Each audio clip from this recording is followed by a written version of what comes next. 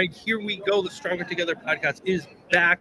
We are here live at the FETC floor. We are right above the registration. We've already been answering questions on where to register. We are pretty big setup, but we're not that big. The setup, the registration is down the stairs. But we are psyched to be here. I'm your co-host Matthew Joseph. I'm thrilled to be back here again. This is one of my favorite events to be at because so many people come together, so many different types of educators and different roles that you can learn across the board. And I'm also thrilled this year for FETC 2025 to partner with Identity Automation. They are here once the Expo Hall opens. Stop by booth 1736. I'm thrilled to partner with them and to have my friend Jamie Donnelly as a co-host. She's an impactful educator and is also part of the Identity Automation. If you hear some people walking by, that is because we are live. We are here, right, going down. And Dan Thomas is here. Our next guests are here. So this is live. So Jamie, thanks for co-hosting with me.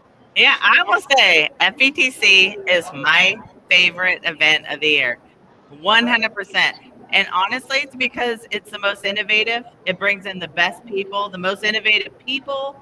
And that's why Identity Automation is here, because it's an amazing product for our schools. And we want to connect with amazing people like this. So I'm excited we're here. So we also are going to welcome in our next guest, who I happened to meet, and I was thrilled to meet in Tennessee. I was fortunate to be at that event and met some amazing people, and one particularly, Ash Burns, amazing educator, artist, personality. Welcome to the podcast. Thank you so much for having me. I'm so excited to be here. This is also one of my favorite events of the year, too. They do such an incredible job of really grouping everybody and making it easy to follow where a path for yourself. It's just absolutely incredible. Well, I got to meet you just a few seconds ago as you were walking up. I'm excited to learn about the work you do. So can you share with us a little bit about that? Absolutely. So I have a really long title called Instructional Technology Facilitator, but I usually just skip that. And I tell people that I get to help kids and teachers do really cool stuff with their iPads. Hey, that's cool. That's right. Now, do you work beyond iPads? No, our district is iPad, one-to-one iPad, Okay. pre-K through 12, all iPad. That's very cool. Well, that's great. So before we went live, I had to interrupt her because, not in a rude way, but it was such amazing content. I'm like, whoa. Everybody should hear about this because, up to this point, you've had our pre-sessions. We're talking with presenters about their sessions. And then this morning, our first two guests were about their sessions. But Ash is doing something different, and it's exciting, which shouldn't be a surprise because the way she leads and the way she works is a little bit different, which makes her impactful. So give us that backstory of how you got to work with EduGuardians and doing this great promotion with Adobe. Awesome. Well, it was funny. This summer, I got the pleasure to go to ISTE, and I was drawing on one of their walls when, I don't know, it just sort of hit me. Oh my gosh, we have so much fun going to Expo Hall. Is one of my favorites, but it's one of my friends, my colleagues, they get very nervous. They love being down there, but they get nervous talking to people and talking to the vendors, but they give away so many amazing things, and you go home with it. You don't do anything with it while you're here. You have all these patches and pins and stickers and bags, and I just it hit me like a lightning bolt. Wouldn't it be really cool if we had this intentional opportunity planned where a bunch of people I don't know are sitting together and creating my 2025 FETC Stanley with all of the stickers of the vendors I went to, or decorating a bag with the pins, or writing on it, and talking and growing my PLN, and where are you from? What do you do? And it's doing that is not threatening. It's not scary. Like I can put stickers on a cup. That's easy, and then it makes talking to people less threatening and less scary. And like I slipped into Jen Womble's DMs, and I was like, "What do you think about this?" And she goes, "That's awesome. That's exactly what the EduGuardians are wanting to do." And wham bam, I was talking to Farmer Fob, and she went to Adobe, and Adobe is donating cups for this. And I brought all these markers, and they have these stations set up. So it's going to be more than just creating. It's going to be the EduGuardian sharing. So the idea is that we're connecting, we're creating, and I am have early morning brain, and my other C is out the window. I can't even remember what it is, but it's tomorrow in the vendor hall at the end where all of the tables are, where you sit and eat lunches. That's where we're going to be. And it's from 4 to 5 p.m. Wednesday in the vendor hall, where you get to meet the EduGuardians and learn from them, but in a relaxing way, because you can decorate your cup, or you can decorate all the things that you've gotten that day from the expo hall. Okay, I just got to say, I can think of multiple times where I have items that represent my EdTech journey and significant milestones. So back in the day, I started something called EdCamp Global many years ago. We did a virtual event. It was amazing. We made these Coke cups, like Coke bottles at the time that you could customize. That's when they were doing that. And it was like we got to put the name EdCamp Global on a Coke bottle. And I still have that. I think about Global Maker Day, and I had to, because of Heather Brantley, I had to eat a cricket at Global Maker Day. And we were streaming live, and I was gagging, and I blamed her. That's awesome. But I will tell you, but that was significant because it symbolized a button that we got that said Eat a Bug Club. So this sounds very familiar. Wow. Yeah. But it sounds very familiar because you're taking this journey, this education journey, and you're tying a physical item that you could represent and reflect back on in the future. So, I mean, how do you think they're going to take this in the future? Well, I'm just beyond excited about it. And exactly what you said is what I think about with it. Like when I look at the caricature I got drawn over the summer, I'm like, I think of the ISTE I went to when I got that caricature. And so I brought all these pens and markers. Like I'm hoping people walk away with that too. Like, oh, that's the time I met Matt, or that's the time I met Farmer Fob. I'm going to start it now. Okay. So, and I hope that they have a core memory.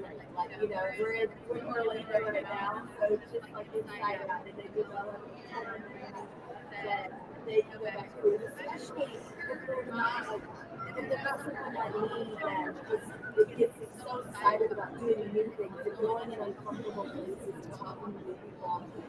If that's not something that they do comfortably, then I hope that this type of event makes it easier. It's relatable, makes it scary, and makes it easier for them to come on. Because I do have a couple of friends that walk over the expo hall and walk around if I'm not with them.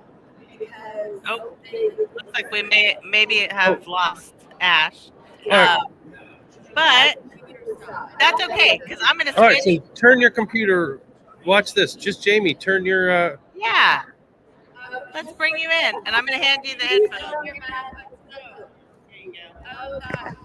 It's never boring. No, it is never boring. So what happened with the computer? Did it just... I don't know. Okay, so a warning came up and it said, we're deleting all of your content. And then it shut off. And I was like, what is happening? I'm going to keep talking, though. Okay. All right, so we can still go. And now your daughter gets front and center. Look at that. I like it. Oh, no, it's so She smart. moved. But I hope that people get less stressed about it. I hope that they have fun with it. I hope that they'll take away a cup or a bag, or I brought markers so people could write on shirts that you get or on a bag or whatever inspires them, like with a friends or a saying or something that meant something to them. And of course, I'm still in my bracelet making era, so I brought lots of things if people want to make bracelets while they're down there too. See, I'm seeing them everywhere still, so you'll be able to do that. I have lots of things. Oh, look at that. Jamie's not even on camera, but we make it work. We do. I love it. But I'm really pumped about it. I love that art can be disarming, creating something, whether it's art or not, like writing on a bag or putting stickers on something, can be something that we can relate to each other with, and it can be disarming and making something scary, like talking to new people and being in a giant group with new people. It can make it less scary. So I hope that is my hope, that it makes it easy for someone who is scared to step into something that sounds scary. I hope it makes it, oh, I can do that. I could do that. That's awesome. So what is it you want to take away from FETC? What's some of your learning that you're hoping to get from this? I love the little things that, like, something that like what did you do on chat? Like, I know how to use ChatGPT. I know how to be creative with it in my classroom. But how are you using it, or what thing did you do that I didn't think of yet? I love those tools like that. And then if there's like new creators, new makers, I love going to the expo hall. It's one of my favorite things. I love going around to all of the vendors and like, what are the new things? Quizzes has a whole lot of new, there's new features on Canva. Like, I want to know, what are the niche things? What are the different things that I haven't thought of yet? And I love using products and doing stuff in the classroom, like flipping it on its head. I guess that's the artist in me. I love using things the way that they're not supposed to be used. And I want to see how people are doing that in the classroom and seeing what I'm missing, because I think that one of the best things about being an artist is that I have the ability to know that and be comfortable and not freaked out. I think teachers get freaked out a lot in the sense that we think we have to be the experts about everything. It's scary to say and comfortable with, like, I'm not the expert in this, or I don't know everything about this. It's like they think it means something negative about them. But as an artist, one of the things that I tend to embrace is that I don't have time to learn all the things. I don't have time to make all the mistakes and pivot and learn from them. But I do have the time to, like, hear what you said and learn from your mistake and learn from your mistake and learn from what you made and learn from what you made. So I don't have time to think of all that myself. I got a whole bunch of other stuff I'm interested in too, but I do have the time to assimilate all the things that I see that other people have developed and done the time to do. So I'm okay with saying, I don't know all the things. I'm great with that. But I'm going to do it like a good artist borrows and a great artist steals. And I'm going to steal all your ideas and I'm going to take them back to my classroom and make mine better, because you're awesome. That's right.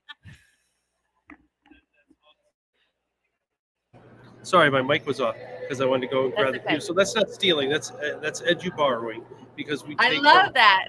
We take that from all the work that we do in the field. And I'd love for you to talk about the event that we met at, because I know that Jen Wambold and Jill are great friends, so They you can talk a little bit about that. Well, I am a member of TETC, that is the Teacher Association, and you're back. Back! Let's trade. I missed my co-host. I'm back.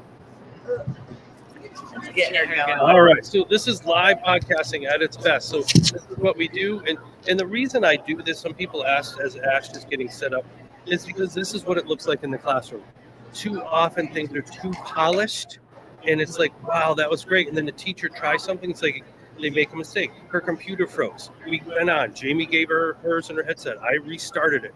The very old tactic of restart. And then we're back in action. So I love to do these live because this is what it's like every single day. It is. And I'm actually excited that happened during mine because I love You're like what's the only one that could have handled that probably. look, I love when stuff like that happens to me when I'm teaching or when I'm doing stuff because it's a way to pivot and like I don't get stressed about it. I'm like I think it's a great way what you just said to exhibit like this is normal. It's okay. Tech doesn't work sometimes. My very first job, I was a recruiter and I used to do presentations in classrooms with students and whenever. Now this is showing my age. This is 20 years ago that I was doing this. That whenever my tech wouldn't work, like the projector wouldn't turn on, it wouldn't connect, I would go, Linda, is it Linda from Saturday Night Live? What was her Yes. name? Mike Myers. I go, Rhode Island is neither a road nor an island. Discuss. And so I would be working to fix my tech and I would be saying all the things that she would say and they'd go, you're crazy. But back to where we were, my boss says my Patronus is a squirrel. So don't even know how we got there, but that's awesome to know. right, well, we met in Tennessee at the yearly convention there called now I'm broken. TETC. So that's a Tennessee one. So our Tennessee organization is teed up. And it's the Educational Technology Association for Teachers, and it is really grown under Jill's leadership, and she is absolutely phenomenal. And so our conference moved to Chattanooga this year for the first time because we're starting to really grow, and that's exciting. And she met you up in New York and got you to come down to a conference, which I'm so grateful for. And I went to a bunch of your talks and was my ridiculous self. That is how we met. And I do hope you come back and that I didn't scare you away. No, we did my podcast. We did a little karaoke. You came up on stage. It was awesome. So much fun. I had think so much fun. I think that for me has been, we talk about like the one word or all that stuff, but my, goal this year is to be so authentic. Like that's just who I am. And I had such a blast doing that and loved being there. So thanks for going through the waves with us. So I know Jamie's got a wrap-up question, and we've gone through a lot of content and changes and moving around. It's been so great. All right. Really big question, Ashley. Let's talk about Stronger Together. What does that really mean for you at the conference? In your profession, working with teachers, what you do, connecting virtually, all of the above. What does Stronger Together mean for you, and how does that apply? I think for me, it means to take on each other's weaknesses and burdens together. That like we rise and fall together. That I love how my principal looks at it. That it doesn't matter that like I don't have that student on my roster. We rise and we fall as an entire school. So even though I don't have students on my roster, like I teach that kid, and I own that. Like that kid is mine. That kid is fine. And like they're succeeding in this, but they're struggling in this. But this person connects with them. So using our strengths to help others' weaknesses and helping us all work and rise together. I think in my school, I feel like that's what it means for me, that like we use all of each other's strengths together. Because when I was in the art room and taught art, my colleague and I would use each other's strengths to teach all of our students. Because just because Matt's in my friend Sam's class doesn't mean he shouldn't benefit from what I know about art. Because my friend Sam is way better at teaching concepts and idea making, and I'm brilliant at teaching how to draw from observation.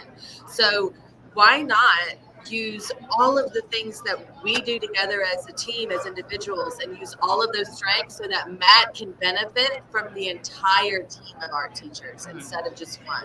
I just want to point out one thing real quick, Ash, because oftentimes we find in education a lot of competition. I don't know why that is. Sometimes the culture, whatever it might be. But all I heard from you talking about Stronger Together is really building each other up, working together, supporting one another, that you're kind of putting your own pride, if you will, to the side, and you're considering what's best for that student and how to serve them. So I love that answer. That's really awesome. Absolutely. I feel like the rest of the year and even in the next year, like that's really what y'all are talking about. That's my goal. I want teachers to be able to think, oh my gosh, like self-realization. I am so good and passionate in my content about this. How can I help the 400 or 600 students in my entire grade level, even though I've only got 150 or 200 of them? How can I help all of them? And I think when if we can switch to that kind of thinking, because they're the ones that matter. Like I'm not trying to get some kind of like worldwide like recognition about being the best, because like I can only share so much with like at a time. Is there a way that all of us can use all of our strengths, because that would make our kids so much better, and us that way too, because like Matt is so much better at like this thing over here than I am. Like, hey Matt, come fill in my gaps, dude. And like I think that makes us better as a team. It helps us, like he can, it builds him up too, because I'm recognizing how awesome he is. And Jamie, like you're so good at this. And I think if I don't know what that is. Whatever that is. No, We're going to connect again we're gonna after figure it that. out. You better, But yeah. if we can focus on that, Yeah. then it's so much less like how we become comfortable on social media, where we're very comfortable pointing at each other's flaws. Like that's zero helpful. It's zero helpful. But focusing instead on like realizing that and like, hey, I really suck at this, and while I'm working at this, can you give me an opportunity to show how awesome I am at this? Like No, that it's is. just pivoting and shifting a little. And I think from the day we met, that exemplifies you and the work that you do. And thanks for spending some time with us while we are live here at FETC. We're thrilled to have you in and showcase your work and your voice. Thank you. And I'm going to see you tonight at the pickleball event, which is going to be super exciting as well. Oh, and you're going to get to show. I have no idea how to play pickleball. I'm like the last on that train. I don't know what I'm doing. You and most people I've talked to. So that is exciting. So thanks for stopping by. For those continuing to see, we're live. People getting drinks of soda. People walking by. You just never know what's going to happen. So Ash, have a great event, and we look forward to continue to connect soon. Thank you. I look forward to it too. Y'all come see us tomorrow in the Vendor Hall, 4 p.m. Awesome. Stickers on things. There you go. We'll be there. Bye.